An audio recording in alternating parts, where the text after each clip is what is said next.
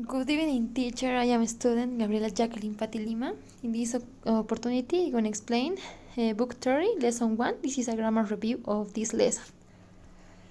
The content of this lesson, the content of the grammar are infinitive gerund as subject in anticipatory it contraction, sequence of adverbs, adverbial phrases in final position, that non-clause as subject in preverb position, and that non-clause as complement. So let's look the first grammar. Infinitive gerund as subject in anticipatory it. Gerund is often used as the subject of a sentence, and an infinitive may also be the subject of a sentence. Okay, to understand better, let's look some examples. Gerund used as the subject of a sentences. We have the next example. Eating healthy food is good for you. And an infinitive as a subject of a sentences. To travel now, we need to buy the flight tickets. However, when an infinitive is used as the subject, it usually follows anticipatory it. For example, it is an owner's responsibility to take care of his pet. A gerund subject sometimes follows anticipatory it plus adjective. This is considered an informal usage. In informal writing, an infinitive would be used. For example, it was easy resolving the exercise. In this case, we have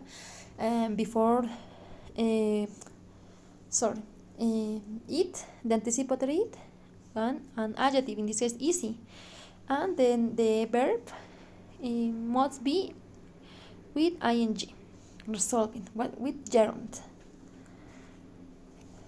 Next grammar. Sequence of adverbs in final position. Okay. When adverbs occur in final position, they usually follows the sequence: first place, then manner, and time last. Place, answer the question where, used to describe the place where an event occurs.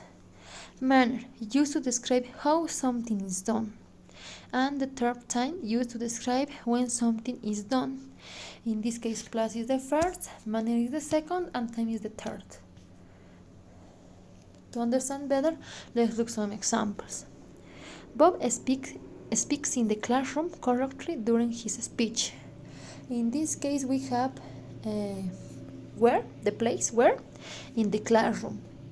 How, the manner, how correctly. And when, the time, during his speech. This is the time.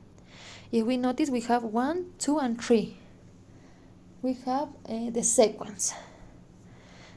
Second example. My parents plans to travel to France next summer. In this case, we have where, to France, and when, next summer. If we notice, we can combine 1, 2, or 3.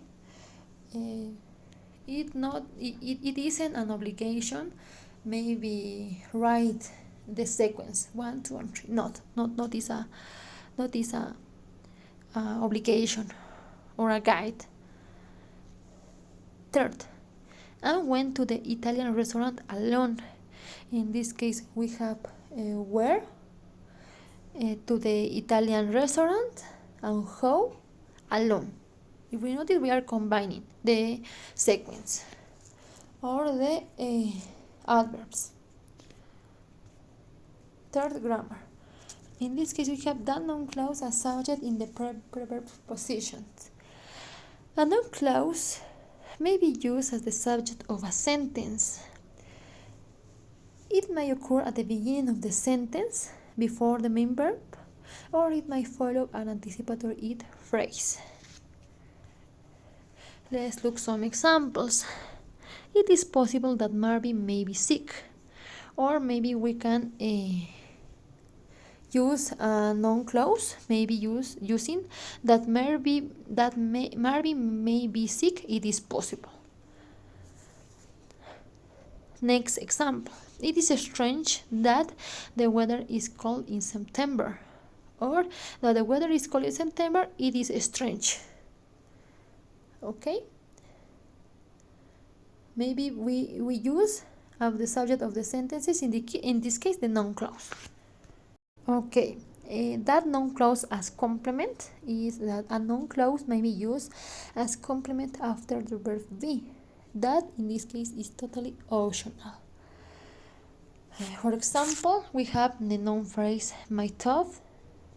We have, in this case, the verb to be is optional. That noun clause, we must have faith, and the complete sentences is my thought is that we must have faith.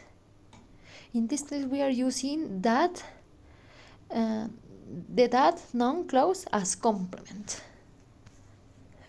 Let's look some examples. Your fault has been that you have driven careless.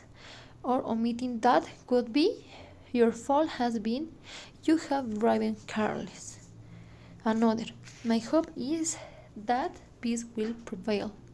Or my hope is peace will prevail.